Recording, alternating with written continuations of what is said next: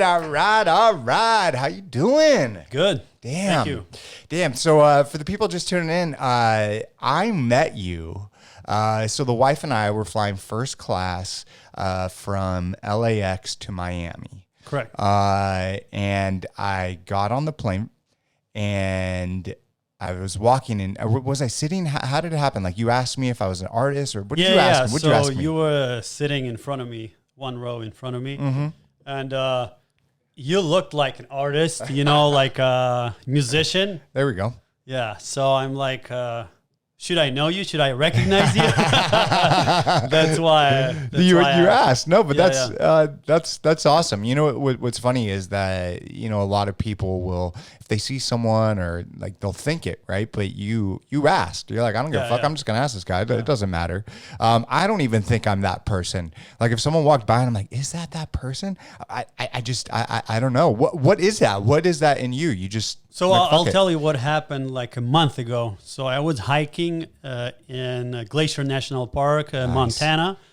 So we went to this, we went on the hike, we went to this creek, and I see this guy. I'm like, this guy looks like a model. Wait, can we curse here or no? Fuck yes. Okay. Did that answer your question? Yeah. I curse. So I see this guy looks like a fucking model. There we go. I'm like, are you an actor? Yeah. And sure he was. And oh shit. Series regular on Vaco.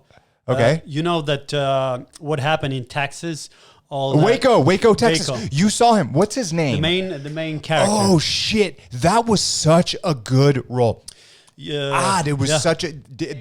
What's his name? Yeah, that's the guy. Taylor Kitsich, or however you pronounce his name. He's Canadian. He used to be a model, and now he's an actor. Oh man, you saw him? Yeah, I got a picture with him, and nice. I talked to him. I'm like, you've been in the movie with Mark Wahlberg, the war movie. Yes. Oh shit. Okay. Yeah. There we go. Yeah, and he was John Carter. You know that? Yeah, of course. Yeah. He was in that as well. Yeah, and recent movie with the guy who died. Black Panther.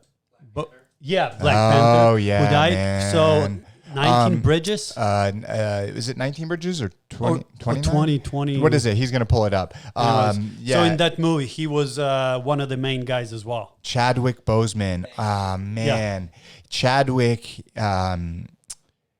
He's an incredible man. I mean, to think everything, 21 Bridges, we were both wrong. But to think everything that Chadwick was going through, knowing that he was facing his own mortality, but still, he fucking fought. You see him train, you see him give it his all. He inspired young black girls and boys to be to literally be whoever they want to be in life. Like they're for the first time ever, they're like, I see me being a fucking superhero, because it's always been white people. It's always been white people, right? And to see that, and he's just inspired so many young people out there. No, I just like his personality, because he's like, oh, I'm going through. He kept it quiet. Yep. He didn't tell anyone, but he was doing his thing. You know what I mean? He never complained and all that stuff. Never. So it's just like amazing. What I think is, did he say anything to the people that he was working with? And if he was open about it, would that have affected him, being in so many roles? You know what? I saw a clip on Instagram that he said, like, I don't know, they were interviewing him, like, they asked, like, are you going to be in the second Black Panther? He's like, I'm dying. And the interviewer just laughing and like, no, tell me the truth. And I'm like, wow. Oh my God. Yeah. When, So it sounded like a joke. It was. But I don't know. He wasn't joking. You know what I mean? Yeah, absolutely. What kind of cancer? Can you look up what kind of cancer he had? Colon cancer. Colon cancer, right? I can't even imagine. And I heard it's very painful. Yeah, I don't doubt it. He was a very strong, inspirational human being. So that's really fucking cool, man. That's awesome. So kind of to bring it back to you. Well, you asked, like, yeah. So that's how I met that actor. I was just like, "Are you an actor?" So he's like, "Yeah." So we start talking, and oh, that's so cool. He brought this up real quick. Kind of bring it back, and then we'll switch back to you. It says Boseman kept his battle with colon cancer private. Several of his movies, including Black Panther, were filmed after he was diagnosed with stage 3 colon cancer in 2016. Boseman's death, while a shock, reflects a rise in colorectal cancer rates among young adults. Damn, that's crazy. Go get tested. You know, the whole thing of like getting your physical done once a year, I think is bullshit. We should be doing it quarterly, man. Like we should be getting our blood. We should be getting tested. They should create systems in the future where we can do it at home. I think it's really important because if there's a rise in that, then we have to be able to mitigate it or just, you know, kind of battle it early on. Were you gonna say something? Not to be political, but at the end of the day, that's the fight of insurance needs to cover it. Yeah. And it doesn't. Yeah, that's straight facts. I mean, insurance companies out there, which is brutal. I mean, to think if you don't have health insurance, you can't go to this doctor to get this done if you're dying, right? So what happened is my friend died of colon cancer just a month ago. Oh my God. So right before Boseman died. Yeah. And he died. I went to Chicago for his funeral. He was 35. Holy shit. 35, left 2 kids, wife, and Dude. And it was basically what you're talking about because he didn't have proper insurance, so he didn't do the checkup every year and all that stuff. Dude, it's crazy. Sad. It's crazy. I do see a future, especially with all these new emerging technologies, to where you'll be able to get sent a kit at your house, maybe, you know, prick your own blood, do something like that. Maybe put like a poo sample in there and send it out and get it tested. Oh, that's a good idea. Yeah, absolutely. And I know there are companies working on that. They are? Yo, fuck yeah, absolutely.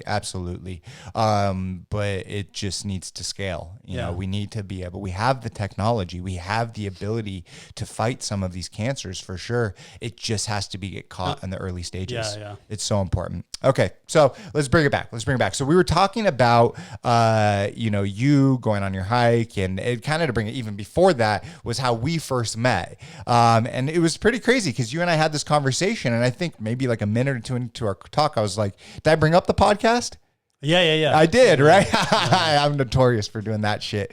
But who would have thought, you know, all these months later that you would come on? I mean, because I saw your Instagram, I'm like, dude, what the fuck? You're just why is he traveling so much? What the hell, dude? Like, you are literally in a new place every single week, and not just like a new city, but you're like in a new country, a new state.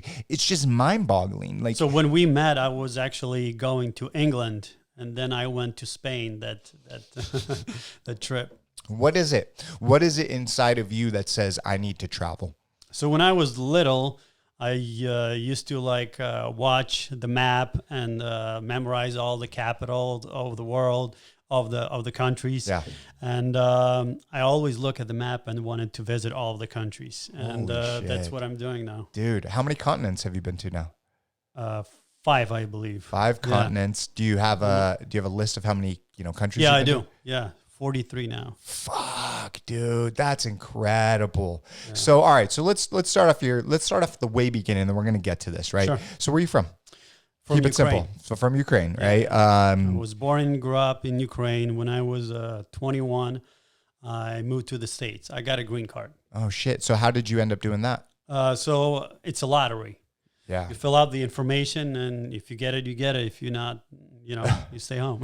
So it's literally a lottery. Do you know how many people we accept every single year? So it's multiple countries, not just Ukraine. Probably 10,000. So I know Daniel's going to pull up how many we accept every single year. Yeah.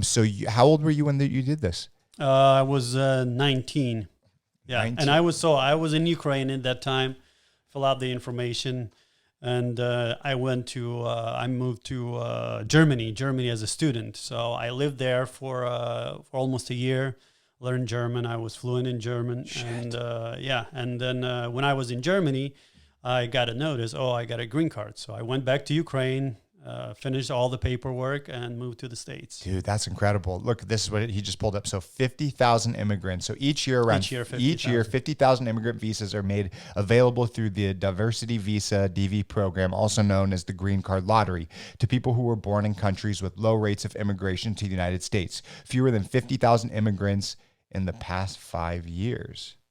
Wow, that's incredible, man. I guess I'm one of the 50,000. Yeah, you are one of the 50,000. What was it like the moment you got the notice, like, I am accepted to come to the States? It wasn't as excited because, you still go through, like, if it's going to happen or not, how it's going to go, all that stuff. If I need the money, I don't know anyone there. So it was kind of, but then when I went back to Ukraine and then I went to...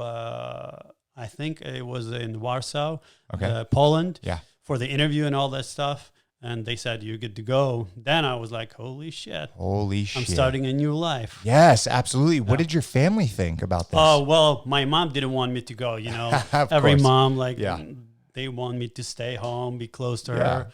And but I left. But you were gone. Were you working at that time? Were you in college? So I was in college, but I left college when I went to Germany as a student program. So it's I don't know if you know what that is. It's called au pair. No. So you look after kids and you learn the language. No way. So do you stay with them? Correct. I stayed with the family. I had 2 kids. One was 3, one was 5, and I was learning, taking German classes as well. Now, did they know, did you know any German when you got there? So in school, I learned German. Okay. And in college. So I went to college for German. Okay. And when I was in Germany, I became fluent. Holy shit. And you still speak German? No. Oh, no. Wow. Yeah, you lost it, right? Yeah. Were you speaking English at that time? No. So I learned English when I was here. So I didn't speak English at all. And I moved here. What was it inside of you that wanted to come to the States? So I, when I was a kid, I watched a lot of movies, and I want to be in movies. There we go. That makes sense. Yeah. So when I got that opportunity to go to the States, I'm like, oh, I'm going. So in Ukraine, what do the Ukrainians think of Americans? You talking about right now? Or That's what everyone says, dude. Okay, let's do both, right? Okay. Back then, before you came to the States, what did they think of America? Great country, a lot of opportunities. You know, you can make it happen. Yes, you can change your life completely. Flash forward to today. Right now, it's a lot of bad. What do you call it? America doesn't look as good. Yeah. Chaos. In the whole world. Yeah. And specifically for Ukrainians, I don't know if you know the whole situation. So I do. Ukraine is in war with Russia, and Trump is kind of like wanna be with Russia, with kind of. Putin, Yeah. So it's bad for Ukraine and the whole situation, with Trump and Biden. In Ukraine. So that was bad for Ukraine as well. So it's, I think Ukrainians are looking forward to change in the United States. Yeah, I think that regardless if you're a Republican or Democrat in the United States, one thing I always ask people is, if you go back to Obama years compared to now, how does everything look, right? How does everything look? Is it better? Are we in a better place? And the answer is no, we're definitely not. And there's a lot of chaos going on. And the nation is divided. Yeah, we're very, very divided. You know what I mean? We didn't have that. No, not at all. Not at all. So what does it, like, I know that there was, a lot of controversy with, Biden and Trump and Ukraine. And it just seemed like, I kind of was thinking about this back when this especially first all started. I was like, if I was Ukrainian, it just wouldn't feel good. It wouldn't be like, right. It seems like just like a lot of shit. Yeah. So it looks like, in Ukraine, we have a lot of corruption. Yes. But now United States looks kind of like that. It's so sorry for telling you that. No. But it's like Trump does sometimes whatever he wants. Yeah. And it's not how this country runs. No, there's checks and balances. So, exactly. But not right now. It No. seems like we don't have that anymore. No, we don't. We definitely do not. And you can say whatever about it, right? But there's something to say about checks and balances. There's something to say about everything that's going on right now. It's very different than we're used to. I mean, even go back to the 60s, right? I mean, shit was crazy back then, but this is a different type of crazy. Yeah. We've never had a president, at least in modern time, right? Act like this, especially outwardly. A lot of things happen on the back end, right, that we don't see. So it keeps the peace, it keeps things calmer. But when you have things kind of thrown at you, it changes the narrative. And all that, like twitting and all that stuff, dude, it just doesn't look like president. You know, bro, what I mean? What kind of president does that? It's you know what? Sometimes when I go on Trump's Twitter, I just have to laugh. Like, I literally have to laugh. Like, he would have been better. I think Rogan has talked to us. He's like, he'd be better at being a fucking comedian. Like, you know, and that's not verbatim what Rogan said, but it's like, it just seems like a joke, right? Yeah. It just, it does. you know, you just, when you think of the president of the United States of America, you don't think about a Twitter feud with, you know, this person or that person, right? It's just, it would seem beneath them, right? But you know what? They're going to look back at this time in history. Do you think Trump has a chance of winning again? You know, we didn't expect that last time. That's so true. Everybody's like, well, I'll tell you my opinion. So I was like, it's ridiculous. It's not going to happen. But guess what? It happened. It did. So now Biden is leading. So all is like, oh, he's winning. So hopefully he's going to win. Yeah, it's just, I wish the Democrats had so many other people to pick. Right? Oh, yeah. Come on, I'm with you guys. Like, are you fucking kidding me? Like, are you joking? But you know what? We're 2 months away, right? All the shit he says sometimes, right? Well, Biden. there is like straight, you know... He seems like he's losing it a little bit, you know. Maybe it's that age or whatever. He's or dementia. I don't know, right? I'm really looking for. Yes, sir. Can I ask something? No, you cannot. How dare you interrupt us? I know. I'm very curious because we've had this conversation on this podcast a lot of times, but I'm very curious. What does the ideal president look like to you? Not a name. Not a person, but what characteristics, what does that look like? Well, yeah, sure.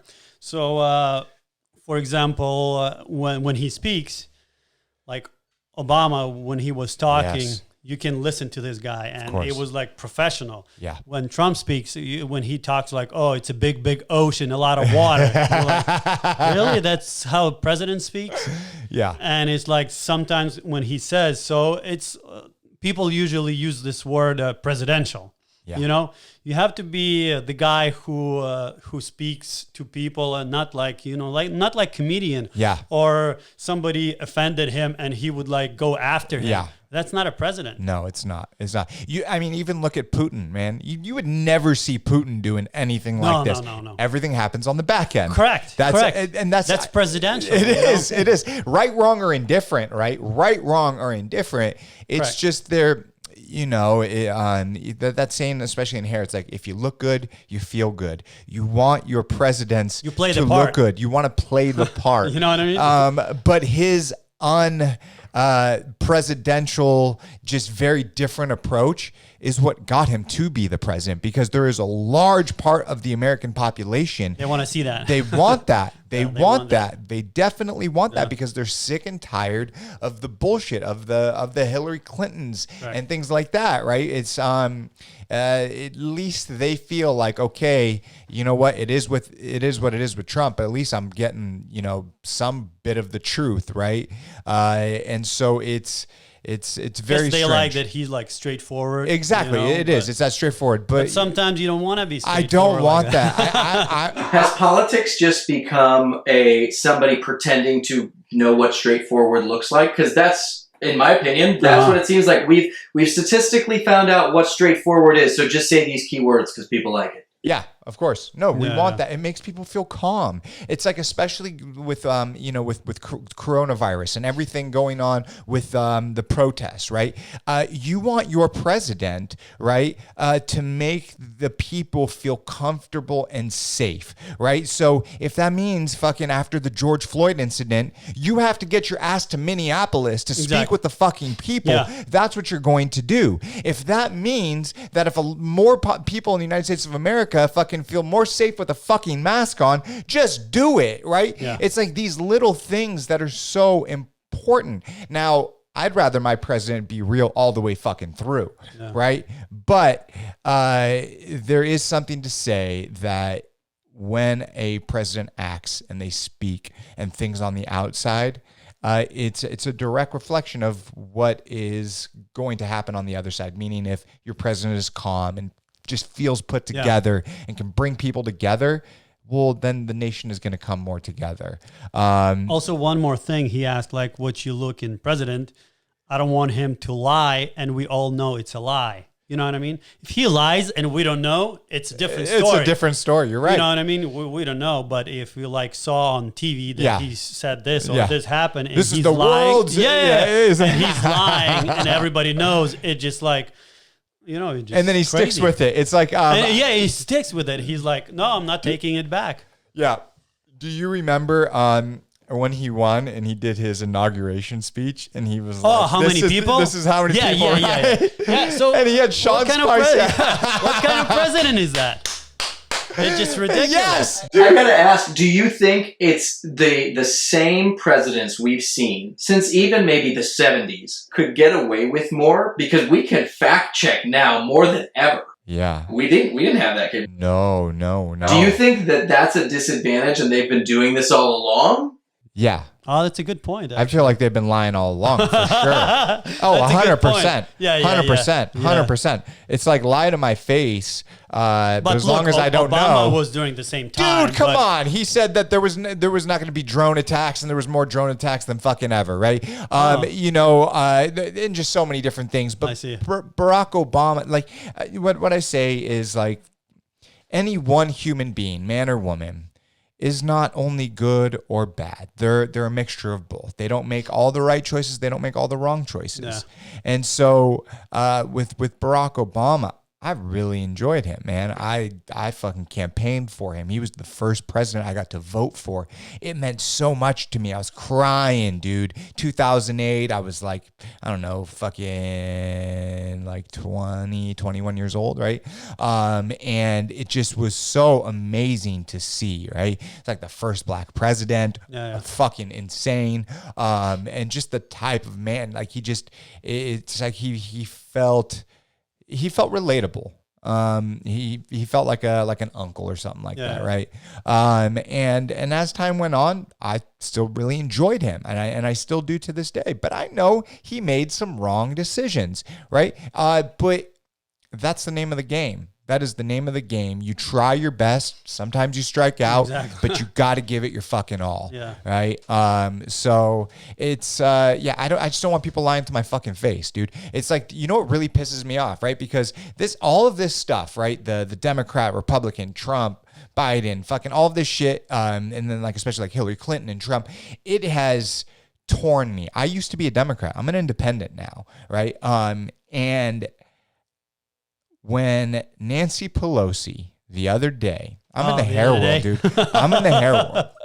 That fucking asshole, dude. It tears me apart to see what she did. Not because she went and got her hair done, not because she even had her mask off. But what I don't care. Before that, she fucking lied. Motherfucker, you lied. You straight up lied. And now if you look at the lady, right, and like Trump's been praising her and all this shit, I don't give a shit about that, right? I don't care, right? And I don't care if this woman is the biggest Trumper in the world or fucking the biggest, Biden person in the world or whatever. That doesn't matter. But because of what Nancy Pelosi did, it's ruined her business. She's gotten so many negative Yelp reviews, so many negative shit, people, death threats, all this crazy shit. And I don't want that to happen. Like, I wish Nancy Pelosi This would have made me fucking love her, right? If she would have came out the next day and said, you know what, guys and girls, I fucked up. I'm really sorry. I made a mistake. This is what I did, and I promise to be better. She didn't do it, though. She didn't do it. She didn't do it. She said it was a setup.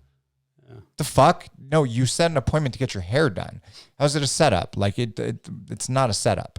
And so it's really sad. And I'm sure I'm going to get some hate from saying this, and I don't fucking care, right? It's anyone that listens to my podcast, anyone that listens to me knows that I'm a good person, knows that I stand for the right, not the wrong. And so whatever about that. And we just kind of went off on this tangent, so let's kind of bring it back to your story now. Here we go, motherfucker. All right, so you're in the Ukraine, you're in Germany, then you fly back to Ukraine. You do your interview, everything goes well. Now you're excited. You're coming to the US. Do you have a job? Do you have a place to live? Do you have money in your bank account? No. I didn't have anything, any of that. So a friend of my friend who lived in Chicago, he met me. He got me a place. Okay. And I started working construction, masonry. Okay. So I did that for like 7 months and got into security. So I was security officer. Nice. Where did you say you flew into? Like Chicago. Yeah. Sorry, if I wasn't too busy trying to fix my jewel, maybe I would be paying attention. Just joking. Yeah, I lived in Chicago for almost 2 years. That's where I learned Polish. There is a huge Polish population in Chicago, like more than 1 million, right? Huge. Yeah. Oh, yeah. So I lived in the neighborhood. I worked with those people, and I learned the language. So I'm fluent in Polish now. Oh, my God. All right. So how long was it when you flew out here, right? You flew out here, then you eventually, after you get the security job, right? That was like the second one, right? Correct. And right? How long had you been out here at this point? 15 years now. No. At that point, when you got the security job. So I worked for a security job like a year. And then after that, I decided to do something cool. Which was? Marine Corps. Wait, what? You joined the Marines? Yeah. No way. Yeah. So what was the decision? Like, you're like, all right. No, I always wanted to be in the military. I always wanted to have that experience. In Ukraine, I tried to join the military, but I had a scoliosis. Oh, you know what that is? Yeah, of course I have it. So yeah. Well, almost everybody has it, but in US they're like, oh, we'll take you. That's all right. We'll take your crooked back. It's all good. Yeah, it's all good. So yeah, it took me probably 3 times to pass the test because I barely spoke English. All right. Yeah, I barely passed it, and it was infantry because that's all they gave me. Oh my God! Yeah, so because of my score. What year was this? 2008. 2000? No, 7. Sorry. 2007. Damn. Okay, so you joined. What did your family think? Did they think? I didn't tell them. Because I'm like, oh, my mom would worry and stressed out, so I didn't tell her. And I went to boot camp in San Diego. Yes, for 3 months. What was that like? And was boot camp hard? It was it was crazy, but it was I never laughed so much. It was so hilarious. Yeah. It just sucks when the drill instructor comes to you, you know. And just doing it's not like how it was in the 70s. Well, for sure. I'll tell you what. If I was fluent in English, that would have been like easy for me. Okay. Because if you just do what they told you to do, it would be easy. But I barely spoke English, so it was hard for me. Plus, yeah. Did they kick your ass? So they don't beat you up. But not like they did back in the day? No, they don't do it anymore. Wow. Yeah. That makes sense. My dad told me this story. Oh, he was? Yeah. Oh, yeah. My dad was in the Navy. He fought in Nam, did 2 tours. Gotcha. And he was in boot camp, and they were doing push-ups, and this guy was just so fucking tired.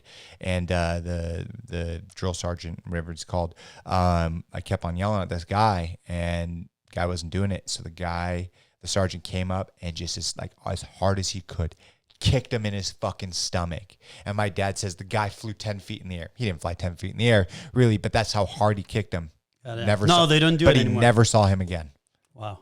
Never saw him again. Never saw who? The guy. Oh, really? The guy, yeah. The guy, I don't know if he died or was taken away. I don't know, but my dad said he never came back to boot camp. Wow. Yeah, it's fucking crazy. Different time. Just different time. Yeah, absolutely. Yeah. And by the way, I started to curse in Marine Corps. So yes. I never cursed in Ukrainian.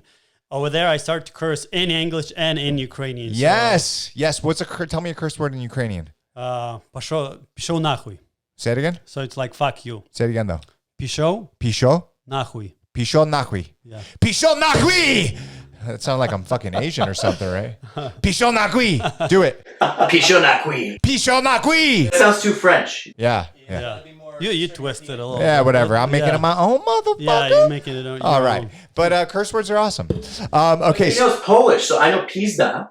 Yeah. Yeah. Kocham cię, which is the total opposite. Means I love you. Pizza. Pizda means bitch. Poshanakui. Yeah. Duklatki. Kurwa. They say like Kurwa. Kurva. Yeah. Duklatki means go to your cage or go sit down. That's for a dog. I grew up in Chicago. Jesus Christ. Get the fuck out of here, bro. Just joking. All right, so you're in San Diego 3 months for boot camp, right? Where did they ship you off to? So I got very lucky. A lot of people got shipped to 29 Palms, which is fucking hell.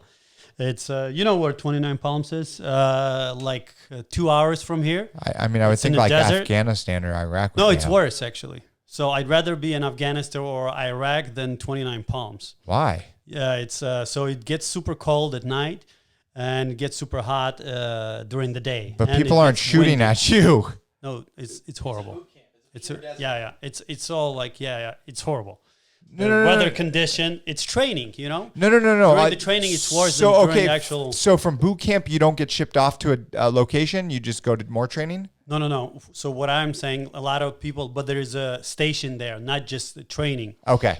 But also, before you go to Iraq or Afghanistan, they send you to 29 Palms for a month. Got it. Yeah. Did you have to?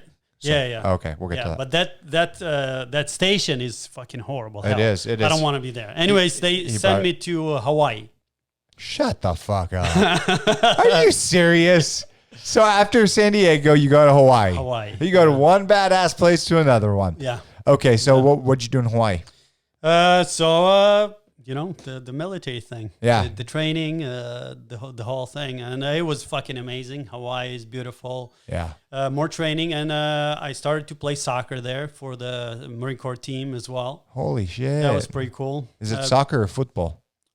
Football. There we go. I fucking hate that word soccer. I'm really they use it here, so I know, but come on, man. Call football. it football, not soccer. Yeah. Like it just doesn't make sense. It's like football, you're kicking it with your foot, whatever. Yeah. Okay, so you started that. How long were you out there for? Well, in and out for 3.5 years. Oh shit. Yeah. So the whole contract is 4 years. Okay. Now, but they did eventually ship you off to. Correct. First, I went to Iraq for 7 months. Okay. And then came back to Hawaii and then Afghanistan. So when you got shipped off for the first time, what was going through your head? Were you excited? So I was. Yeah. You crazy motherfucker. Yeah. Well, that's why I joined. I get it. I get it. That's why I joined. So it wasn't too exciting because, you know, it was quieter as we expected. You know, it was, we wanted more action. Yeah. So it was pretty boring. Iraq. Afghanistan was more exciting. Okay. So Iraq was boring. Did it ever get scary or? One time we had bombing. But it was like no big deal. We had a bombing, but it was no big deal, bro. Okay, all right, you're weird, but that's fine. But that's what I like about you. Okay, so you go through that 7 months, you get shipped back, then you get shipped off to Afghanistan. Correct. Right, for the next 7 months. Yeah. Okay, why was that different? What was the? First of all, terrain is more interesting. It's not just fucking desert. Okay. It's greener. Oh shit! It's like a lot of weed. So yes, you would probably be super happy with no that. Weed as high as this ceiling. You just go past it, and dude, that's awesome. I heard it's junk weed though. I don't know. I don't. Who cares? Weed's weed, man. If you can't get it, at least there. So do people in the military smoke it? When you smoke and you get caught, you out. Okay. Yeah. So you're not going to answer the question. I get it. No. It happened. It happened. Oh shit! People actually got kicked out. Yeah. That's Could you drink? No, not over there. No. Wait, why? Well, you don't have access to alcohol. So alcohol is illegal. Well, yeah, duh. I get it. That's a stupid You question. just don't have it. Okay. Oh, because they don't have it on base. Correct. Got it. Yeah, And it's not like you're going to the clubs after, that nighttime. I get it. I get it. There's no clubs. I know. It was a joke. Bad joke, but it was a joke. Okay. So, but the terrain was different, but was there more action? Was Correct. Yeah. So first day we arrived, we got firefight. People were shooting at us. So we went and... Well, hold on. What is that like? Like people shooting at you? Like I can't it's fucking exciting. I don't mean to laugh. It's adrenaline kicks in. It's awesome. Wow. Yeah. Wow. And so then you shoot back. Yeah, you shoot back. Yeah. What was the combat like? Were they from a distance? Was it up close? Yeah. So that was from a distance. I don't know if it was like a few days later, they were shooting at us again. Then they called the helicopter. So the helicopter kind of flew to support us, I think. And the helicopter got hit, and the two pilot died. You saw this happen? Yeah. Not like up close, but yeah. So what did they hit it? Like a surface to air missile? I don't know what it was, but they hit the helicopter. It fell, and they both died. And some guys from my platoon, they went to recover those bodies. Oh, shit. And few of them really got fucked up because of that. Why? Oh, because they saw everything. Yeah. Did you have to witness anything like that? Like anything? No, I actually didn't witness like something like this. You're very fortunate, man. Yeah. You are very fortunate. Like I know how, like you say, it's exciting and all of that, but then. So I'm not going to say like, I've been through all the shit and I'm fine. I didn't see like close, like like some things that happen to some people, and you're very fortunate because PTSD is a motherfucker, man. It is, and so you served America, but at the same time, I got out. You got out, okay. I to be where you're at today, it's a blessing, man. For sure. Statistically speaking, what is the percentage of homelessness in America that are vets? If you don't mind looking that up. Good point. Yeah, because we never looked at this, but like I talk about it before on the podcast. It's like my dad passed away when I was 17. He was 51. 51? Yeah, super fucking young. Why? And massive heart attack. But I see that, and I'll talk about it in a second. Thanks, Daniel. He died from a massive heart attack, but he smoked like a motherfucker. He drank like a motherfucker. He was 6'6", 270 pounds. Just a big fucking dude. Just didn't take good care of himself. And PTSD, dude. Like just... Oh, really? The things he saw, the things he went through as a kid, in Nam doing 2 tours, the stories he told me, fucking just crazy. Oh, it is. It was. Yeah, seeing people just ripped in half and just fucking. So he was there, like. He saw. What we watch in the movies. Yes, absolutely. And so that really destroyed him. And then when his father passed away, it destroyed him. And then my mom fell off the roof in 99, broke 48 bones, was in the hospital for 2 years. That destroyed him. And he just never took care of it. He didn't go to therapy. He didn't talk about it. He just solved it with alcohol. And so it fucked him up. Right. And so this happens a lot. And statistically speaking, this is what Daniel just brought up. It says 11% of the homeless adult population are veterans. 20% of the homeless population are male. Wait, it said 20% of the male homeless population are veterans. 68% reside in principal areas. 32, blah, blah, blah, blah. 50% are the age of 51 or older, compared to 19% non-veterans. 57% are white males compared to 38% non-veterans. 70% have substance abuse problems. And then he just highlighted 50% have serious mental illness. Yeah. This is real shit that we don't talk about enough. It's so important that these people that are willing to serve and fight for America and stand for our freedoms, right, and protect us, need to be taken care of on the back end. They can't just be, oh, here you go, fucking do this, kill this, fucking go through this firefight, go through this, that, and the other thing, and then just ship them off, man. It's like there needs to be systems in place. It just blows my fucking mind. I actually just read an article. This veteran had HIV for like 10, 15 years. They didn't tell him. The VA. Why?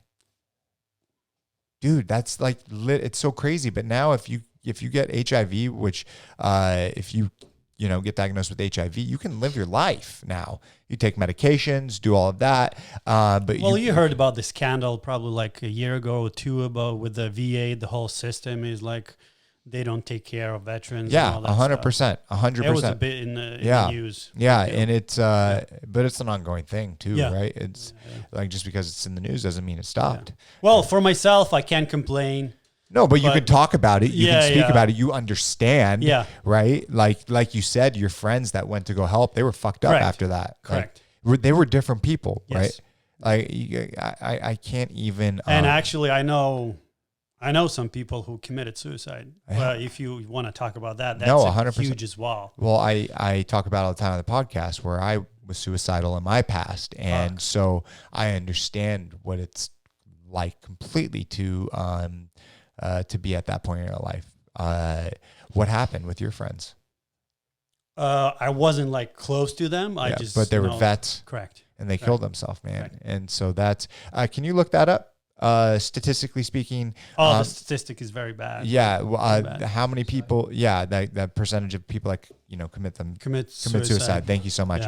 Yeah. It's just fucking weird. And I think Marine Corps is like the number one. Yeah, well, you guys are some crazy motherfuckers. That's why, right?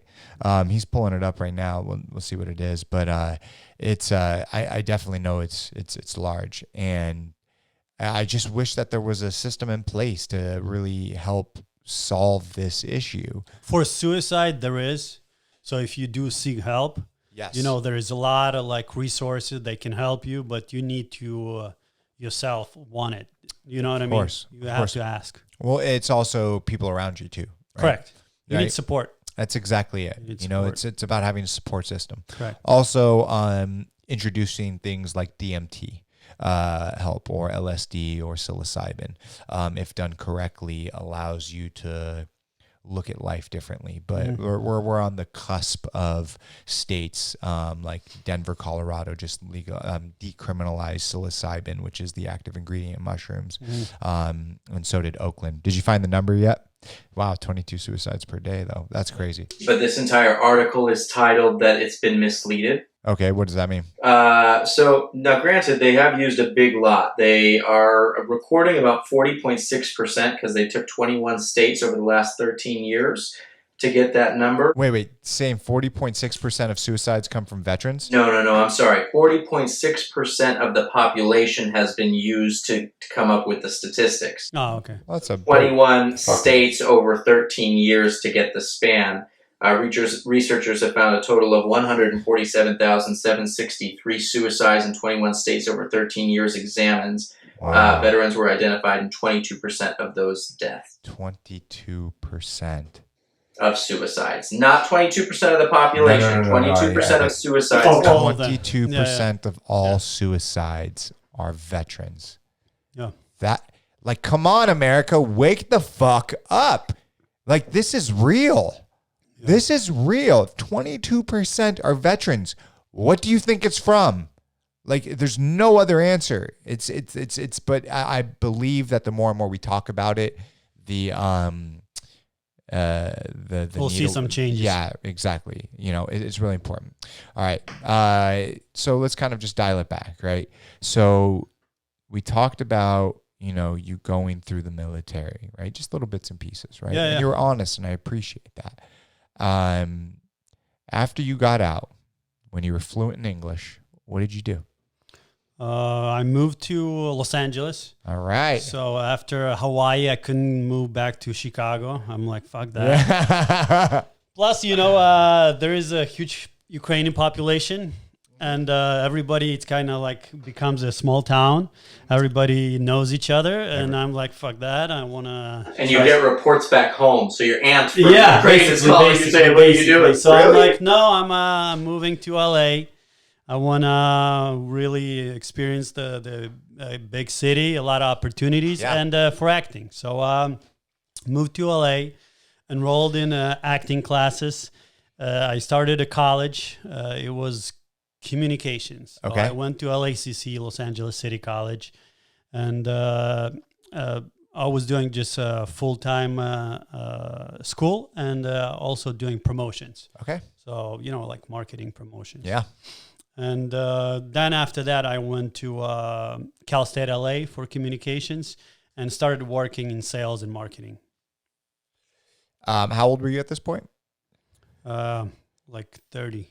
Okay, so you were 30 at this point. Did the VA or did the government help pay for your school? Correct. Yeah. Okay, that's so cool. they paid for everything. Well, that's the only reason I went to school. Yeah. Because to be honest, I don't believe in school. Yes. The whole education. I believe in self-education, learning. Yes. But I don't believe in you go to college and you become smarter. Bullshit. No, it is bullshit. But you're not talking about like doctors and scientists. You're talking. No, of course. You're talking about. Because I just want to clarify, like marketing experts, Correct. social media, Correct. fucking business. Correct. Yes. All the other things. Of course, you need to go to school if you're a doctor, or that field. Of course. Chemistry and all that Absolutely. stuff. Of course. Absolutely. But I saw a post the other day that actually makes me almost contradict that. They said that no education was provided to some of the Egyptians or Italians that create some of the most strongest roads ever built. But now we have 8 years of education and the construction workers have... Yeah. It's true, dude. Yeah. It's true. Damn, that's fucking true. crazy. Yeah. But yeah, and even Google just came out with, or they're coming out with their schooling, where it's like you do 6 months of their school and you get a job with Google. Wow. Right? Can you pull that up? Can you pull that up real quick? That's I want to fact check that. I want to make sure if I'm not talking out of my ass right now. But I swear to you, I read that. But the internet lies all the fucking time. But I'm glad that you took a hold of that. Here we go. He's finding it. Here we go. He's getting a job. Go for it. This might take me a second. All right. Well, fuck you, bro. You gotta be faster. Just joking. Anyways, it's because I'm searching Google for statistics about Google. You know they're gonna lie. Yeah. So that's the reason I went to school, just because I was getting paid. And that's how I supported myself. And, Wait, you were getting paid to go to school? Correct. How does that work out? So they pay you not just for school; they also pay you like house allowance. No way. Yeah. And how long do they do that for? 3 years. Okay. 3 years. But that's not even a full education. No, I got actually bachelor's and I got a minor in marketing because... Wait, how did you do that in 3 years? Oh, I could have done it in faster if I wanted to. But I just wanted to stretch. Wait, isn't it normally 4 years though? Isn't that what they say? 4 years of school? So I had some credits from Ukraine. Okay, and those transferred over. Yeah. But let's say that you didn't have any credits, right? And you just went at the normal speed. It takes 4 years to get your bachelor's. Yeah. Why do they pay 3? They should pay 4. It just seems a little odd. Anyways. But whatever. So but if you're a full-time student and if you want to learn, if you don't want to fuck around, you can do it easily. that is true, right? I don't know, how long does it take to finish college here? And not college, the basic. I think it's like on credits and things like that. I think it's, but traditionally it's like 2 years for your associates, 4 years. Yeah, that's what I'm talking about, associates. So it took me a year and a half. Okay. Oh, it took you, but then did you get your bachelor's? After that, it took me like a year and a half to get bachelor's. Yeah, so that's a lot faster. Yeah. Wait a minute, he found it right here. It says Google has been in the news for announcing that it does not look. It says Google for announcing that it does not look for a college degree in candidates. Boom, motherfucker. Yeah. The search engine giant has launched a 6-month-long professional certification program. Yes. The professional courses teach applicants how to perform in-demand jobs. This move can change the job seeker landscape and the future of work. Same Elon Musk, he said the same. Bam. Dude, it just makes sense. Yeah, it does. Why are you going to go to learn social media marketing from a teacher that doesn't even have a fucking social media account above 200 followers? Like, dude, fuck you. Let me tell you something about my school. So it was communications. Yeah. I barely learned anything. Yeah, that's it. I'm telling you. No, I believe you. How much did you pay for it? Nothing. I didn't pay. No. Have you been listening? Jesus. I'm just saying. But everybody else, they pay $25,000 a year for a piece of paper. For the piece of paper. It's true. Dude, it's so true. It's true, man. It's fucking crazy. And I agree with you. Like, how can you teach someone you don't know shit? Yes. So I had a professor who was like, she was like 25, and she's like, you need to network. No shit, fucking genius. You need to network, but how the fuck? Of course, you fucking hot chick. Then maybe it's easier for you to network. Sure, it is. Try to fucking network. You know what I mean? Yeah. And No, it's true. You just need to network. Yeah, absolutely. That's fucking advice. No. I fucking know that without you. You know, but I didn't learn anything from her. It's crazy. And she doesn't have experience, like life experience, work experience. Yes. She went to school and now she's teaching me. I'm like, it just doesn't make sense. And so for Google standing up saying, hey, you don't need a fucking college degree. Come take our 6-month, certification course and you can get a job in in-demand jobs. This is going to change the future for generations to come. Well, it's already changing. You heard about the schools online, kind of like, not like, universities, whatever, where you just take courses and it's I've done it, dude. You've done it, right? Yeah. So you heard of Udemy? Of course. Or Masterclass? Yeah. I've done it, man. So about 4 or 5 years ago, I started getting really big into cryptocurrencies and I wanted to get into the blockchain field. Yeah. And so I took courses all over, man. Yeah, all over. Me too. Stanford. I'm drawing a blank on the other two that I did. Absolutely. And you can take these courses online, man. And when they talk about in those courses, it's so fucking practical. Like people who actually do it. Yeah. Not like professors. Dude, I was learning about it. blockchain technology from Andreas Antonopoulos, who's like the fucking Bitcoin wizard, right? Yeah, He's like the fucking Bitcoin wizard. And so it's like, those are the people I want to learn from, right? Not this 25-year-old good-looking girl that doesn't know shit. Doesn't know shit. And it's no disrespect to her, but she's 25, has no real-world experience. No. Like, it just makes sense. And she's teaching you like by the book. Exactly. And it's like the book was written 30 years ago, So these things have to change. So it makes me so stoked to see, because, dude, I got my GED, right? I got my GED. And for me, I have been able to build a really good life for myself. And now I'm not saying it's the same course for everyone, because I struggled a lot. I went through a lot of shit, but it made me stronger. I feel that struggle and fucking, negative and bad things, you have to, right? If you ask any successful entrepreneur, what are some of the biggest things that they've learned from in their life? It's their failures. It's the things that they have failed at. Why? Because if you look at the things that went wrong and what happened in that Analyze situation, it. Exactly. Switch the script, right? Exactly. You make it better. 110%. So there's going to be a real future. All right. So we're going to bring it back to your story, right? So you're going to, college, you eventually graduate. Where were you at that point? Already had a full-time job. With who? Or so it's called Hotel Doctors. Actually, Hotel what? Hotel Doctors. It's a company, Hotel Doctors. Armenian guy, super cool guy. Your people. Hey. He lives in New Jersey. So I love having boss on distance. Yeah. But he's a cool guy. So the work schedule super flexible. I do the job. He's happy with it, and I work for commissions and base salary, so it's great. And so the company is what it's about. I want to tell you. So we provide doctors for the hotel guests. If you guest at a hotel, you need a doctor. We actually send the doctor, so you don't have to leave the hotel. You don't have to leave your room. Damn. We send the doctor, and he'll take care of you. Very nice. And you don't have to pay because insurance takes care of you. No way. So when did they build this, or when did they create this? Like 4 years ago. They started that 4 years ago. Shit, dude. Yeah. That's awesome. And so that was the first job you got out of college? Correct. I was in college and I got it. No. Yeah. How old are you? 35. All right. Oh, yeah, because you said 30s when you got it. Yeah, that makes a lot of fucking sense. Okay, so around that time, had the company already been established, or was it just at the I actually was opening a lot of locations. Like I opened Hawaii, went to San Francisco, hired people there, Las Vegas. I went to Boston, did I say Chicago? A few more places. Nice. Yeah. So I was actually going to the cities and hiring people. And so you go to these cities, right? And then the doctors actually go to the hotel, correct? Correct.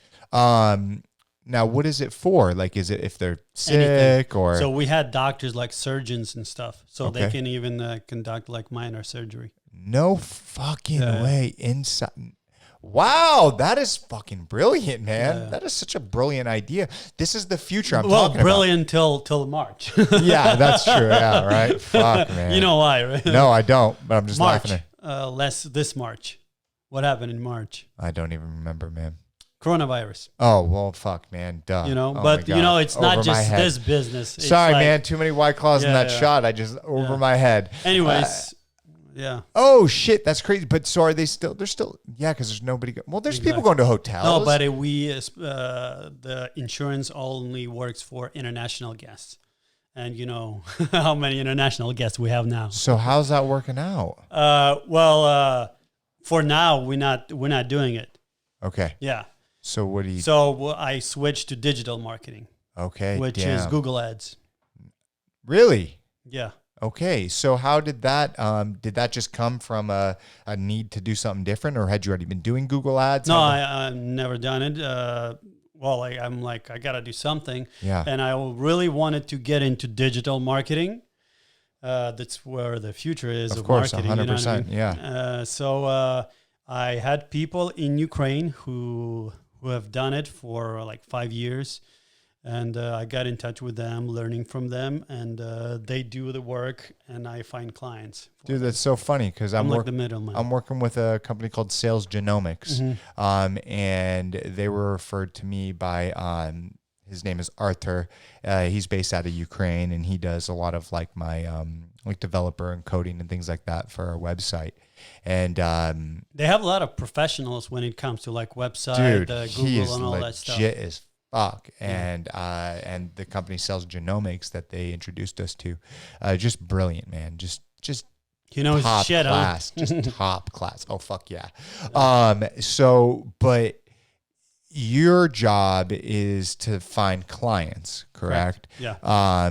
And that is probably doing, I mean, it has to be doing decently because everything is moving digital. But for you, had you already kind of seen this like downward trend because of COVID and you just instantly switched, or was it something, because it's only been a short period of time? I also, I have a little experience in that field because I also worked as a telemarketer.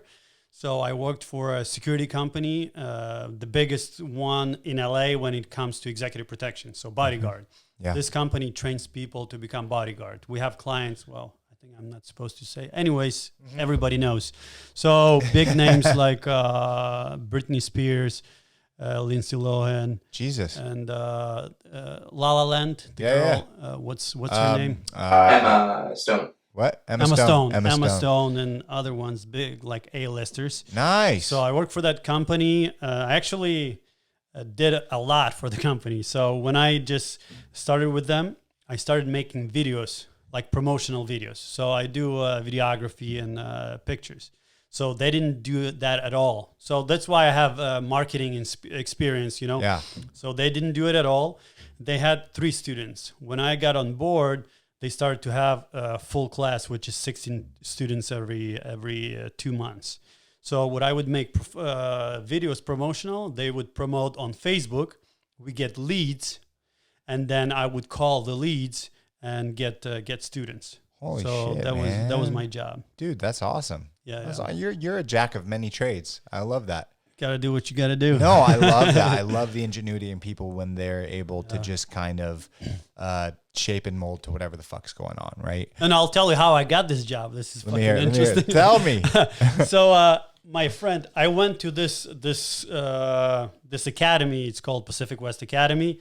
The state paid for it. It was like 2 weeks training. I became a certified security guard. I worked only like 6 months part-time. I hated it because it was super boring. I like, you know. I love it. I can't stay in one place, you know. It was super boring. Anyways, so I met this guy. He stayed with the company, and I met him in school where I went to college, you know, for communication. And I met with him. He's like, yo, let's go to the shooting range. We went to the shooting range, and I brought my camera and drone, and I filmed it, and I showed it to them. just with my phone. Holy I shit, filmed it with yeah. my phone and the drone and showed it to them like, yo, I can make videos for your company. And he showed it to his boss and I got the job. Holy shit, dude. I love that. I love that. I love that. Yeah. I mean, more and more companies need to start understanding the future with all this. They have to. And if they're not going to get on board, they're going to fall behind. Yeah, for sure. Right? It's for sure. You know, for my company, we're going to say? I was going to say one thing that I've noticed as far as the trend of where we're going, $30,000 film cameras. They are making small, handheld for $6,000. I mean, and I don't want to say that that's cheap, but for the technology you're getting, the film industry, the visual marketing, digital marketing industry in the next 10 years will be you and I, not major corporations. Oh, 100%. No, 110%. I mean, the new iPhone 12 is coming out soon. And we were having a conversation about this before. Sorry. But that's just where it's going to go. Well, you heard about like movies made with an iPhone or with a camera that costs like $1,500. Yeah, absolutely. Music videos. They shoot music videos with Sony, like small camera. Dude, GoPros at the whole fucking nine, man. This is just where everything is going. Yeah. But to kind of bring it back to what I was saying is like my company, right? When COVID hit, like we work in the hair industry, right? We had big accounts all across the US, right? And the way that they would have to order before is they'd have to call in, right? Like kind of archaic, old school way of thinking. And I had been working on building our e-commerce, our online store, our entire website, a whole fucking thing, front end and back end. And then when COVID hit, I turned that bitch on, saved us. It fucking saved us. You gotta keep with time, right? Keep up with time. To point, like I was even showing, I was talking to my team yesterday, and in the past 30 days, 77% of all business done for our company has been new business. That is big for us. And we're constantly fucking bringing in new business. And it is because of this adjustment. Exactly. You have to. If businesses don't adjust, they're going to fall behind. And it's especially COVID showed that. It's like if you do not adjust and you weren't even if you weren't preparing to adjust prior, you're gonna fall by. You know who Gary Vee is? Of course, 100%. So he talks about that stuff. Yeah, absolutely, all the fucking time. And so it's just really important. So anyone listening, you really need to start thinking about not today, but the next 3 months, 6 months, 12 months, 3 years. It's so important to project into the future because you can fall by the wayside quick. Yeah. Quick. I mean, if you look at the automotive industry, right? Fucking Tesla is growing at an exponential rate. And I know it's fallen back, but it's like this whole movement. But how it took off? Of course, no one thought it was possible. No, I think it had been 70 to 100 years since an official American car company has been born. Right? Can you fact check that? When was the last American car company created? Obviously, Tesla would be the last one, but the one before that. Yeah. It's just really important to start thinking about the future and what that holds. While he pulls that up, my next question is, right, how did the traveling and the influencer and your Instagram and all of that changed? Like, how did that all happen? I want to answer that one question as he looks that up real quick, because I think it's really important to see how one man with an idea was able to fucking change the whole entire automotive industry. What does it say right here? 1899, Ram, Ford, 1903. And it's such a bunk statistic. Ram form? No, that's Chrysler. Fuck that. Right. And a lot of things have been acquired since then. So imagine the game of Monopoly. But okay, 60 to 70 years. So right here, your latest American formed 25 Chrysler, that was it. Yep, Chrysler, 1925. There had not been, you could say these little offshoots like it says Ram, but actually like American made car from the front end to the back end, or back end to the front end. And the latest one is Tesla, right? Draco Motors in 2020. So this is happening. Yeah, it's happening. Yeah, more and more, independent car companies are popping up, right? So it's really awesome to see. And so it's really cool to hear your story. It's like, dude, I mean, hotel doctors, that's a brilliant fucking idea. Yeah. But if people aren't going to hotels, well, then Exactly. it is what it is. So you had to shift and change. Yeah. But where did your like traveling and Instagram and posting, because you can do your work from pretty much anywhere, Correct. right? So how did this all get involved? So I told you before, I like to travel. And made my goal is to visit all of the countries in the world and all of the states. So because we have to deal with coronavirus and all that stuff, I can't travel, outside of U.S. Well, some of the countries, but I'm sticking to all of the states. Yes. So I'm trying to visit all of the states I can right now. But before that, yeah. I just travel everywhere. And you just started posting? I mean, because you don't get to 100,000 followers for nothing, right? Yeah. Like, when did it start? When did you even create your Instagram? I created 5 years ago. So 5 years ago. Now, 5 years ago, had you been traveling like you did No, now? I wasn't traveling. But I was doing like cool activities here in LA. Okay. And like skydiving, scuba diving, all that stuff. And you were just posting all of it, creating little short videos. And clips making clips, making videos. When did you really start to go, okay, this is kind of something? Yeah. So I think I started to really like 2 years ago. 2 years ago. Yeah. 2 years ago. And so at that point, 2 years ago, I started to travel almost every week. Every single week. And was it your need to like travel and go see places? Instagram was addicting at the same time. It's not really Instagram. Well, it's both Instagram and the whole travel thing. I get that. Yeah. Trust me, I get that. That, right? Every single week though, you're traveling somewhere. I go somewhere. What is like some of the best places you ever been? You talk about within the States or no, out of the States. Out of the States. I was impressed with London recently. Yeah. Love because it. the whole architecture and all that stuff. And it was, to me, it was clean. Yes. And the experience driving on the other side of the road, I actually rented a car over there. Nice. And drove. It was like a trip. It's different. Yeah, absolutely. I was like freaking out a little bit, but it was cool experience. I absolutely love London. So when I was 17, talked about my dad passing away, I convinced my mom to let me go for the summer to London to stay with my friend's family. And so I did that, right? And it was like 8 weeks or something like that. And it was so fucking amazing. I absolutely loved every minute of it. But then where like I kind of, when I went back was for my honeymoon. So when my wife and I got married, right, she was in charge of the wedding. I was in charge of the honeymoon. And so she took care of the wedding and I was like, dude, we're going to go fucking all out, right? So we did 38 days. We went to 11 cities, 7 countries. Let me share it with you. So we flew into London. We were in London for 3 days. And I took her to like where I was living and took her fucking Abbey Road and all the fucking awesome places. From there, we took the train into Paris and we were in Paris for 2 days. Then we took we took a Uber from from the inside of from Paris to the outskirts to go to Disneyland, big Disney nerds, and then from there we took a train into Amsterdam. So we were in Amsterdam. You'll probably loved it 4 there. days. Yeah, well, dude, it was insane. So when we got to Amsterdam, it was on 4/20. 2 amazing things happened. The whole trip was fucking amazing, but when I got off the train, I started crying.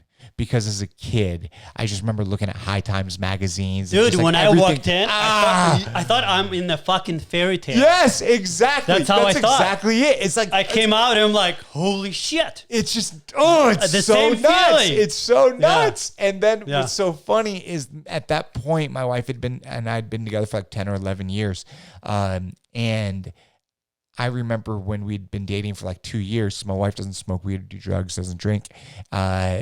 I was like, you gotta smoke with me. You gotta smoke with me. She's like, when we get married, I'll smoke weed with you on our honeymoon. So I kept her to it, and she smoked weed with me. That was really fucking cool. And so then from Amsterdam, we took the train into Berlin. which Berlin was awesome. One thing that we did this entire trip is that we rode bikes everywhere. We didn't fucking, like, we tried to take as little amount of trains as possible, no fucking Ubers, unless it was necessary, but like bike everywhere. So you get to fucking see it, bike or walk. And then one thing I set up before I traveled out there was, when we got to Berlin and we were going to our next destination, I knew we were going to be on the Autobahn, so I wanted to rent a fucking dope-ass car. So I initially rented like a M3 or M5, right? But I was so mad. They ended up getting rid of it for some fucking reason. So they gave me an Audi A6, which was still fine. It was fast enough. Yeah. So we drove on the Autobahn from Berlin all the way down to Munich. How fast did you go? Dude, we got clocked. I think it was like 137, something like that. 147. You talk about miles, not miles per hour. No, because we did Snapchat, gotcha. And there was no fucking throttle or like it didn't stop it. I don't know what that word is, but I know that happens in some cars in the States. But what was really cool is like it just seemed so safe because like we were cruising at like 110, 115 the entire time, right? But it was like when a car got up like anywhere near behind you, just get over. Right, you just get over, right? And then when you get into the inner cities, obviously it says that you got to follow the rules, right? So it was just such an Wait, did they have auto or it was a manual? It was you know how like the newer shift? cars, slap Triptronics, right? So that's what I fucking used. Okay. And so it was fucking so cool. When we maxed out as fast as we could go, it literally felt like we were floating. And I was like shaking. Dude, it's so insane to go that fast. 147. I don't know how fast it was. We have it on Snapchat because it'll tell you how fast. I've driven 140. It's fucking, it's different. It's different. It's like you're fucking floating. It's not it's not 80 or 100. No. It's 140 feels different. Dude, whatever this was, it was fucking different. It wasn't, dude, at 120 cruising, like it eventually felt normal because it's like, I don't know, 4 or 5 hour drive, maybe even 6. You get used to it. You do. You get used to it, right? It's just like so quick, but everyone just seems so like precautious. Like, if you're in the far left lane, that means like you're going as fast as you fucking want. And if you're not, get over, right? It was like slower and slower. And so it was just really cool. But when we landed in Munich, we had a fucking awesome time. Then we took the train all the way down to Venice, Italy. Amazing. From Venice, Italy, took the train to Naples. Sorry, guys, if you're listening to this, I know I talk about it all the time. But from Naples, we went to Pompeii, which was fucking nuts, dude. Just to see the technology. Dude, they had like, not only did they have like running water, they had toilets, they had like you could take a hot bath in your house. Like the technology that they had back then, post office, brothel, of course. But the technology that they had back then, it was lost for centuries, man. Lost. And they still haven't excavated most of it. But to be able to see all of that was just amazing. Yeah, I never been to southern Italy. You have to go. Yeah. From there, we flew into Greece. Athens, and had an amazing time. Got tattoos, made friends with the owners of the tattoo shop. They gave me free tattoos. Oh, really? It's the Goldbergs. Yeah, I got like 3 tattoos from them. And then from there, we flew back to London. You want to hear some funny, right? There's only 2 things I fucked up on this trip, but I'll just share this one, is that we were flying back to London for a music festival. I grew up listening to like happy hardcore rave dance music, right? And so I thought there was a happy hardcore rave, and it said that it was, I forget the name of the city that it was in, right? So I booked a Airbnb. We stayed in Airbnbs the entire time because I really enjoy Airbnbs because you're like part of the culture with the people. Like hotels are a completely different experience, right? If it wasn't with my wife, I'd probably do a fucking hostel. Like that's straight the fuck up. And so we get there, we get all dressed, we're ready to go. We go out onto the street. Let's just say it was like Urine Street, right? So we're looking for the place. Come to find out, I thought it was on this street, but the same street is actually a city that is like 4 hours north. So I booked this fucking trip to fly back from Athens, Greece. That's a huge fuck up. I fucked up. The only thing that saved it, right? We loved London, had a great time. We were the the last part of the trip was not that. We flew to Barcelona. Oh, yeah, I've been to Barcelona. Fucking hell. I love Barcelona. Yeah. I love, like, out of that entire trip, like, if I could say my favorite city, it would be, like, Barcelona. I really like Amsterdam, but Barcelona, you know, a Gaudi, fucking genius architect, man. Just genius. And just that, I mean, cannabis is legal. The people, the fucking beach, they call it Barca, California. Like, it's just... similar weather. Similar weather, just people. We're riding electric bikes everywhere, sitting in the dopest Airbnb I've ever fucking been in. And we were there 4 days. I remember the last night of the trip, man. We're on the beach fucking eating, like, I don't remember, we were eating just like amazing food. And we're just like crying, man, because it's like... You didn't want to leave. No, dude, this is like, I'm never going to get that back, right? I'm never going to get that back, but I'm never going to forget it. And I'm going to know for the rest of my life that that was the number one experience. Like, I know many people in this world, right? Like, that's why, like, you fascinate me. Like, you're just traveling everywhere, doing all these amazing things. Like, most people won't ever get to do that. Most people don't ever get to travel a few states in America, right? Or leave their fucking town and fucking wherever, right? Like, it's just nuts. And so it's like, I know how blessed I am, but fuck, that trip was so dope, dude. Like, man, it's just so cool. So I know I talk about it all the time, but it's just awesome. Well, don't think it's in the past, because you should think as I'll go back and I'll have the same, kind of similar experience. Absolutely. You know what I mean? Absolutely. Don't think it's like, once in a lifetime. Bullshit. No. You can go back and experience many times. 100%. Like so before the wife and I have kids, we're going to do a 5-week trip of Asia. We've already mapped it out, everything like that. So, and then we'll do big trips with kids, and like that's just how we are. Like, even like with me, because of everything that my dad did, like with those road trips, I'm all about that. Like, I'm all about like 2-3 days here, 2-3 days there. Like, you know, instead of like going somewhere for 2 weeks in the same spot. No, fuck that. I wanted to like, I just that's what I like. Like, even for this this winter, it was my wife's dad's 60th birthday, and so we flew him out. He'd never been to the East Coast, so we flew out to fucking DC. We were in DC for 3 or 4 days. DC. Love DC. You can ride the electric bikes everywhere. It's fucking cool. Or scooters. And then from there we took the train up to Philly, and we were in Philly for a few days, and then took the train into Manhattan, New York City. We were there for 4 days, right? And so it was like, we could have picked somewhere to go for 2 weeks, or we could have went, you know, somewhere, you know, 3-4 places. No, I'd rather do that. I'd rather do that. That's exactly. how I do it. Now, does that stem from you? Like, when you were a kid, did your mom like to do anything like that? Like, no. That's you. Parents, so all right. Parents didn't do that. I get that. I get that. That's awesome, man. So kind of to bring it back to your story and get away from my story is like, well, you mentioned like cool places in Europe. Yeah. Well, everybody knows that Barcelona is the shit. Dude. But I went to Madrid this time, and the fucking architecture over there is pretty amazing too.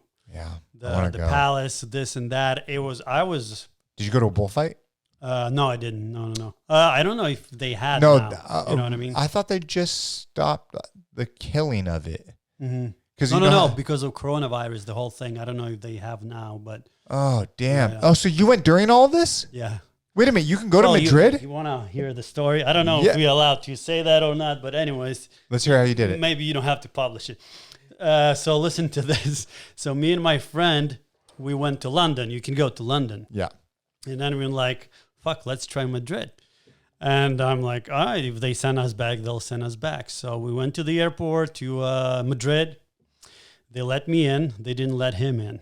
He had 2 passports. He had American and Colombian. He tried both. They didn't let him in. Why? Why did you do both? Why didn't you just stick with one?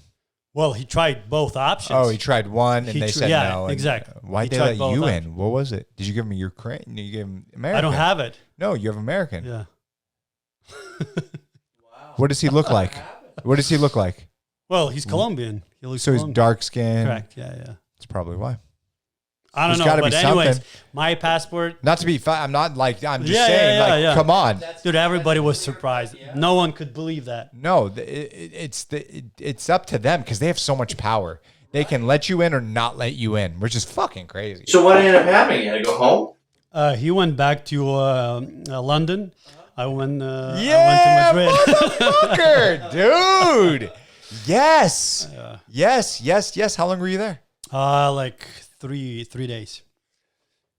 Yeah. So you travel. Did you go back to London afterwards? You came home? No, I didn't go. I went back home. So you went back home, right? And how long were you in London for? London, like 3 days. And so you will fly places for a week, 3 days. I love that. I fucking love that, man.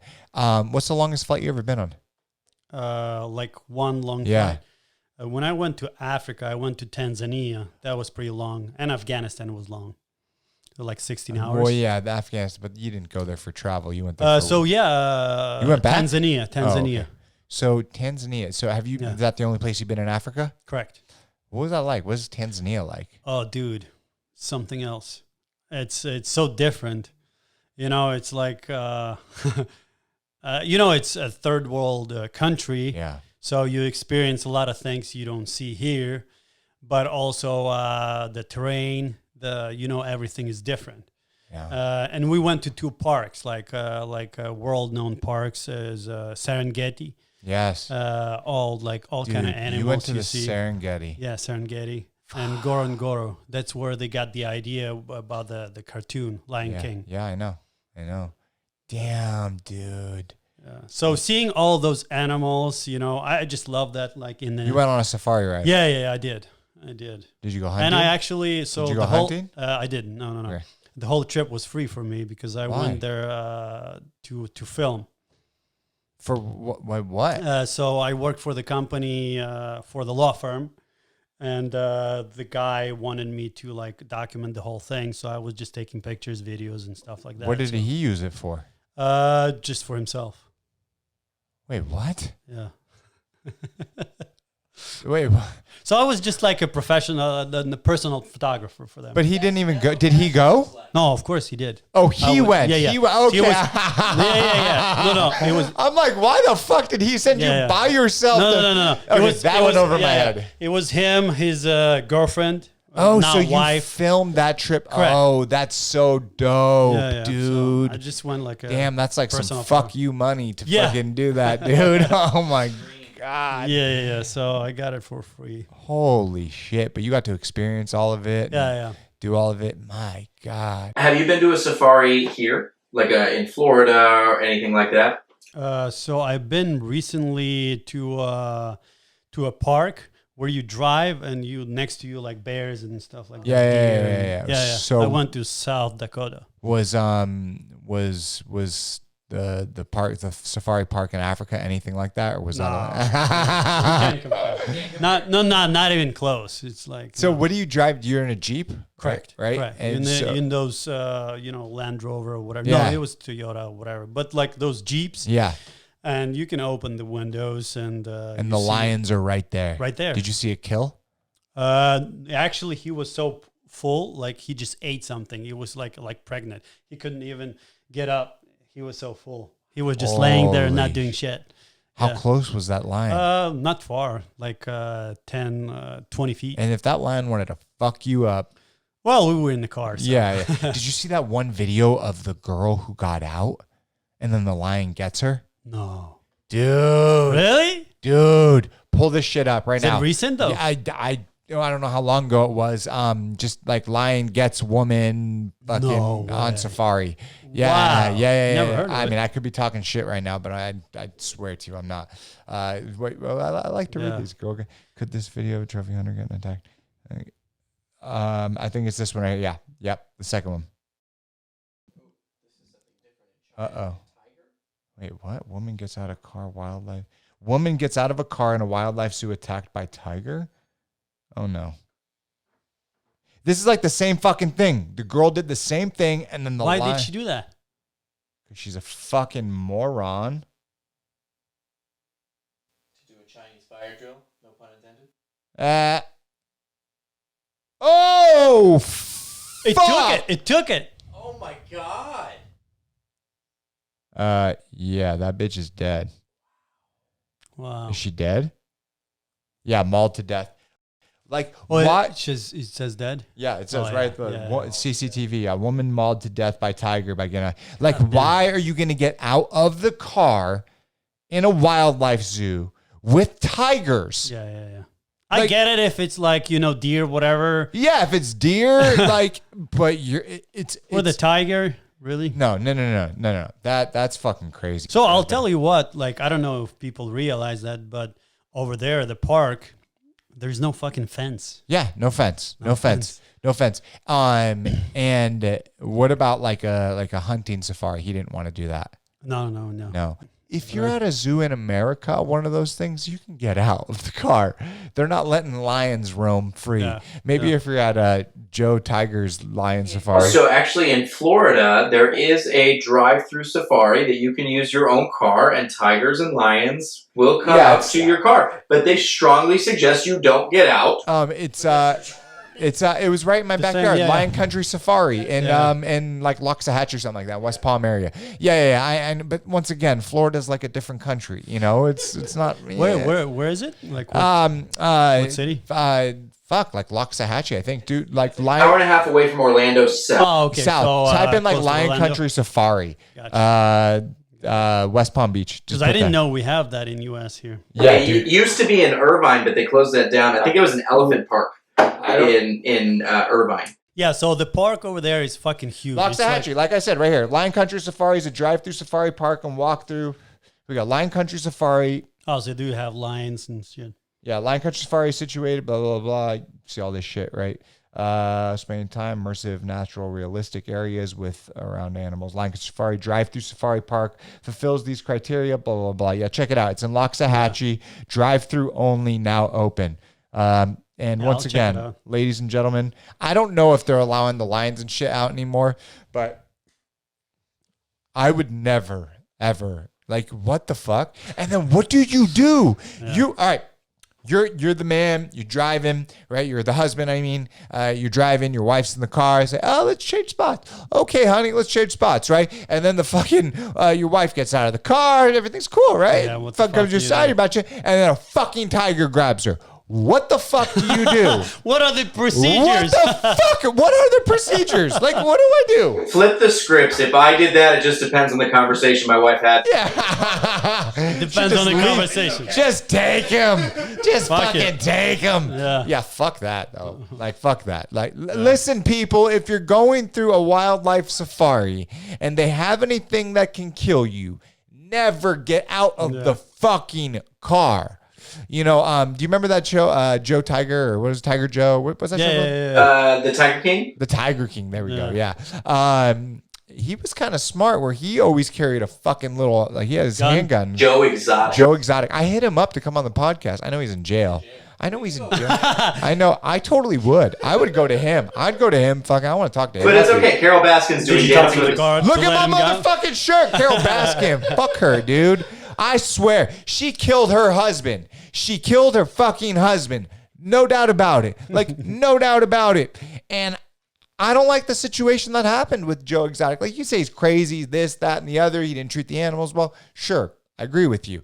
But I don't know. Everything just seems so set up to get him in trouble. Should he have been looking for him? No, he definitely shouldn't have been. But were things provoked? Yes, they were. But Carol Baskin, who is on my t-shirt right now, she deserves whatever's coming to her. But she's going to be on Dancing with the Stars or something like that. Dumb. Wow. Yeah, whatever, man. Whatever. That shit's fucking crazy. All right. So let's bring it back to your story, right? So you've been really all over, man. Like, you've been able to shape and mold your life in so many different awesome directions. It blows my mind. What are some of the next chapters of your life? Like, what do you see, in the coming years? So I want to make this as my job, full-time job. And travel influencer? Correct. Yeah.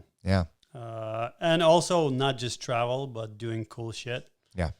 Like experiences. Yeah. cool experiences. Do you want to have people come with you on those experiences? Like, do you want to like do that? Yeah. I was actually thinking, there are TV shows when you like bring the bear, whatever you call the Bear Grylls, right? Yeah. He's got great shows. Kind of like that, That's awesome. bring in people and experience with them. Dude, absolutely. Because a lot of people, and I hate saying this, but they just don't know what to fucking do. Right? They're like, let's go here, let's go there. I'll say this now, and I'll bring cameras with you. If you wanted to do this, give me a month to train. When you're ready, I'll come out with you. I'm down. You interrupted me to say that? Absolutely. Fuck you. No, I'm just joking. Take him. We don't need him. Daniel Bagdasarian, owned by Tiger. Yeah. Never seen again. Yeah, I think that's fucking awesome, right? Like if you could, you start building your Instagram even more and you're following even more and more and more and more. And then you build out something where you take people on these experiences, man.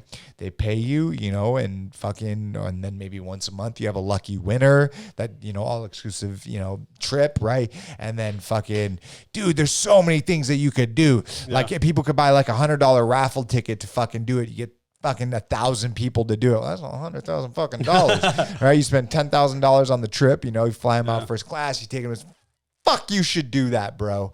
There you go.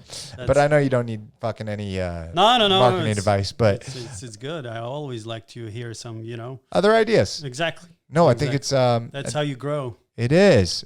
Listen to ideas and being open. Being open to ideas. You have to be, man. If you just look at a lot of, I'm going to say older people, but like older companies, even older people. And I'm sure I'll be the same way. Maybe one day. I hope I'm not. But you just get stuck in your ways. Dude, not even older people. I know people like 30 years old that are just like so stuck in their ways. And like, my way is the only way, bro. And it's like, no, fuck you. Your way is not the only way. Yeah. Like the reason, like I was talking to him about this before, it's like the reason that I like smoking sativa weed or like I like taking mushrooms is because it allows me to look at things from a different perspective. I know that I'm not always right. I know that it's scientifically proven, it gives you like different ideas and you become more creative. 100%. It's facts, dude. It's straight facts. I read all those books about creativity and they talk about it. Absolutely. Michael Pollan. We looked this book up while you're saying that. Michael Pollan, How to Change Your Mind. Oh, dude, it just came out last year. It was like a New York Times best-selling. How to Change Your Mind. Sorry to cut you off. What's the name? What? It's by Michael Pollan. It's called How to Change Your Mind. How to Change Your Mind. I love that. Can I click on this too? Oh, fuck yeah. So it says what the new science of psychedelic teaches us about consciousness, dying, addiction, depression, and transcendence. One of the best fucking audiobooks I've ever listened to by far. Do you have an actual book or no? Yeah, of course. No. Absolutely. I'll check it out. I'm an audiobook nerd. Oh, you are? Well, yeah, because like I like to read. If I had the time to do it personally, I would. But like my life is split up into like 3 factors. And this is not including like my wife and family and things like that. But it is ergo, it is podcast, back to your story, and it is my art.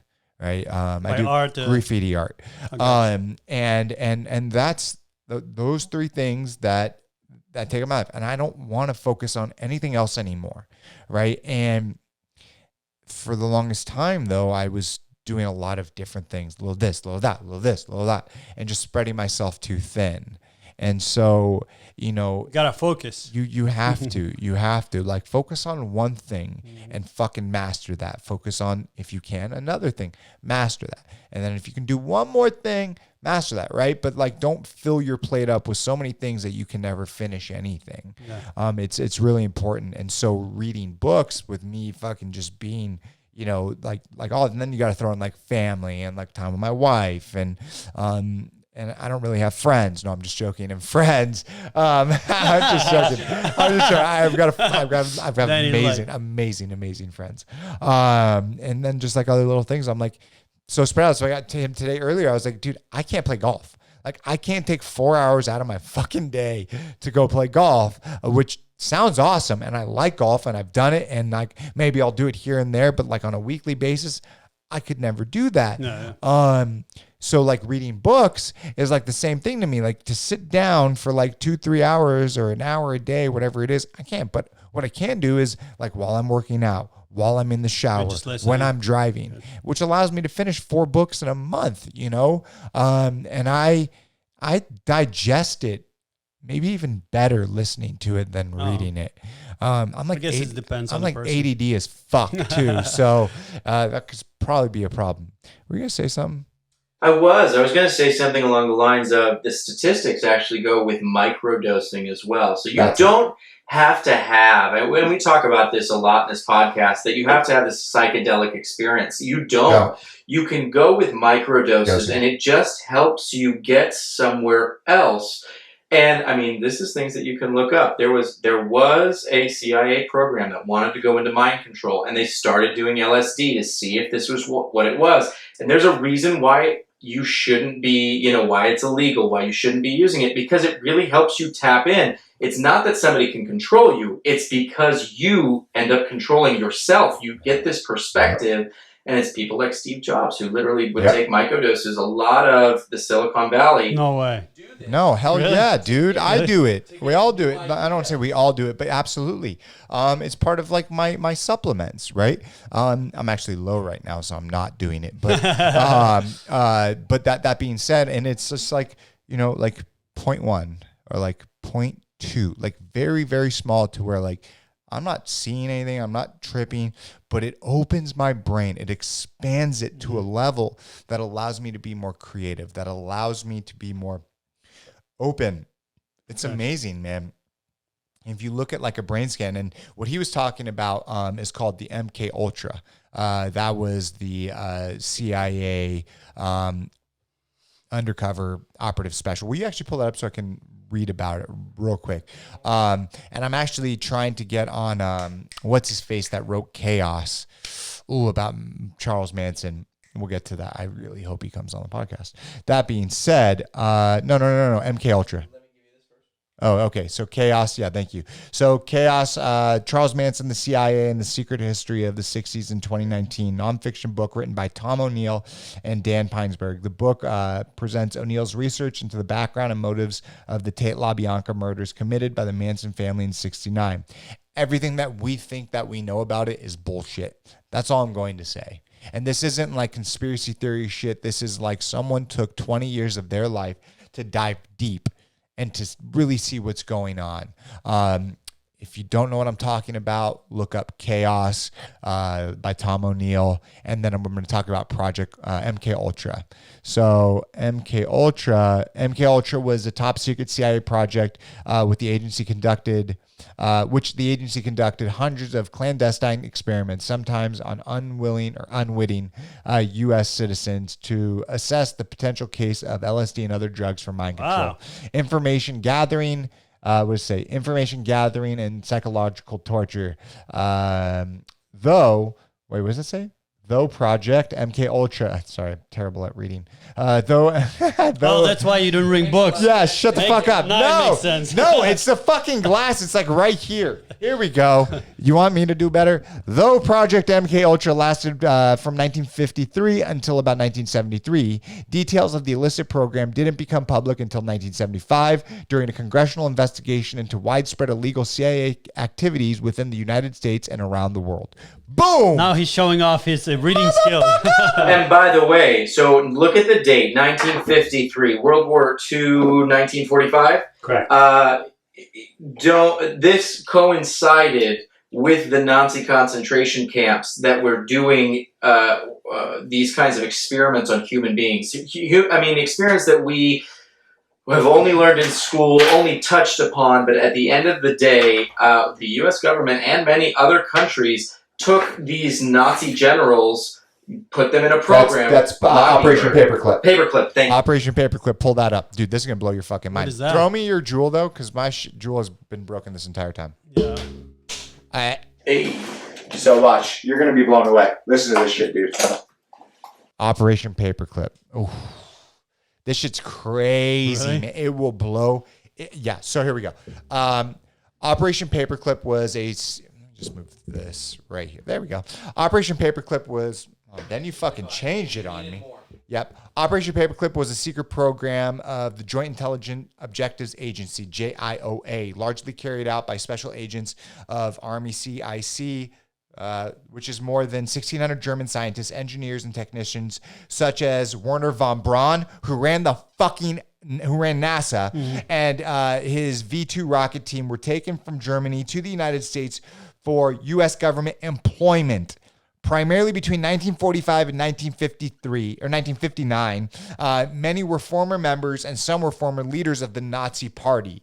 The primary purpose for Operation Paperclip was U.S. military advantage in the Soviet Union or Soviet American Cold War and the space race. The Soviet Union was more aggressive in forcibly recruiting more than 2,200 German specialists, a total of more than 6,000 people, including family members, with Operation Usavikaham, I don't know how to pronounce that, during one night in October 22nd, 1946. So clearly what this is that the American government after World War II, instead of putting these individuals on trial, right? Oh, I heard of it. Now I know, but I just didn't know. They brought him into America. And one of them, Werner von Braun, who was fucking a cruel fucking man, right, ran NASA till the very end, right? Wow. And that's just crazy, man. Yeah, pretty fucked up. Now the thing is right, we look at it from both sides, right? It's fucked up. I'm Jewish, man. Like, it's like, dude, I believe that those motherfuckers. It's double fucked up, right? It's double fucked up. You watched that show with Al Pacino? Oh my God, it was so good. Which one? It's all about Operation Paperclip. Yeah. It's dramatized. But it is. You gotta watch now, that show. Hold on. No. Let's flip the script, right? What would have happened if they didn't do it? Didn't do what? Would America be the superpower it is today? I don't know. I don't think it's right. I definitely don't think it's right. I do not think it's right one bit. That's the show. It's got 2 stars, bro. Why are you showing me? Because it says that it's dangerously insensitive. So the U.S. wants to get over it. Up about your fucking PC bullshit. Man. That's basically what you're talking about. The show I believe in respect, honesty. I believe in being good to one another. But sometimes this PC shit, it's not PC shit. It is just being politically correct. It's too much these days. Too much. It's too much. It's too much. I feel sorry for comedians. That's it, right? Like, what the fucking What do you say these days? Like, how can you not, it's jokes. It is literally, all it is jokes, right? Yeah. And so you're just saying what a lot of us think, right? And so it gets, right? It's like what I was saying about Operation Paperclip, right? Was it bad? Yes. Was it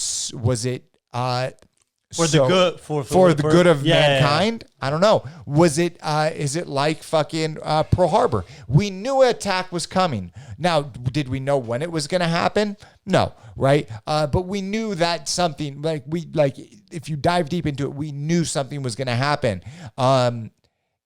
But the American government, right, the American people did not want to get into another war after World War I. They did not.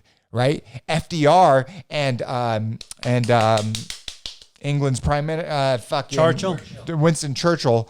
Winston was he even the prime minister at that point? I don't think so. It was later. It was later, right? War. Yeah, later in the. You're correct. They met, right? Now, I don't know exactly what the fuck they talked about, right? But if Pearl Harbor didn't happen, America was not going to get in. Yeah. Now, let's just say, hypothetically speaking, they knew an attack was coming and they just kind of left it open, saying, okay, some people are going to fucking die. But if this happens, the American people are going to rally around it. If that did happen, is that good or is that bad? Yeah. Allowing people to die for the good of humanity. And so, I say this on the cusp of 9/11. Yeah. I'm not saying this for any conspiracy theory, but I'm saying there was an attack and we went to war and the Middle East you want to talk about Osama bin Laden got dethroned, Saddam Hussein got, we all know the story. Was it for the greater good? Yeah, exactly. We don't know. Oh, I don't think that was. I look at the Middle East, bro. That shit's a fucking shithole right now, dog. But is it just a game of control, power? Yeah, dude. I mean, if you look at, dude, it was just people making fucking money, man. Like, that was bullshit. I'm sorry. I do not believe. I understand what you're saying, right? Let's just hypothetically say, right, that the Middle East was this fucking just terrible place that was going to take over the entire world, right? Would the World Trade Centers falling, right? All of that shit happen. Would that be a good thing to get the American people to rally behind it to then take down that evil force? Dude, I don't know. I don't know. Anyone can answer that. Yeah, absolutely. And Steve, I got to tell you, so coming from Ukraine, being in the Marine Corps, this hits your heart, I'm sure. Yeah. No matter what. Yeah. Right? You want to talk about people being devastated. You feel it from any which way. Of course. Coming from Armenian descent, I feel you. Trust me. At the end of the day, I always feel like we just get so much information and then it goes to Operation Mockingbird. I don't know what's real, what's fake. Yeah. Paperclip or Mockingbird? Mockingbird, which is the CIA said that will control propaganda and you won't even know what to believe anymore. Yeah, well, well, I mean, dude. Go figure, right? Dude, the CIA, I mean, we all know about Edward Snowden and all that shit, dude. That's crazy, man. That's crazy. Listen, man, I really appreciate you coming on the podcast. Well, thank you for inviting me. Absolutely, man. You got a really cool story. You've been all over the place. You got a really bright future ahead of you. Keep on doing what you're doing. Build this empire around creating experiences for people, man. I mean, I think you are onto something there. Like, if you can continue to do what you're doing, but then build experience. Life is about experiences, right, man.